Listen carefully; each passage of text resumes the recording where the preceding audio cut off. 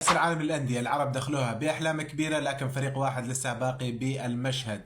لايك فولو، خلينا نحكي لك شلون. الوداد الرياض المغربي، الأهلي المصري، الترجي التونسي، العين الإماراتي، والهلال السعودي، هذول الأندية الخمسة العربية اللي كانت مشاركة بكأس العالم للأندية.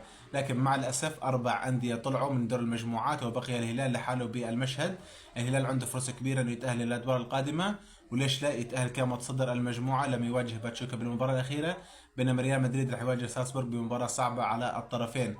الأندية العربية صراحة أظهرت مستوى مخيب للآمال ومخيب لآمال الجماهير، خصوصا النادي الأهلي المصري اللي كان في مجموعة بالمتناول وكان يقدر يتأهل، ليس كثاني لك كمتصدر للمجموعة.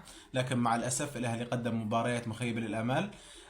حاليا الهلال هو الفريق العربي الوحيد المتواجد في كأس العالم للأندية، عنده فرصة كبيرة انه يتأهل ويكمل بالادوار المقبلة. اكتبونا تحت بالتعليقات من اكثر نادي خيب اعمال كان بهاي البطولة.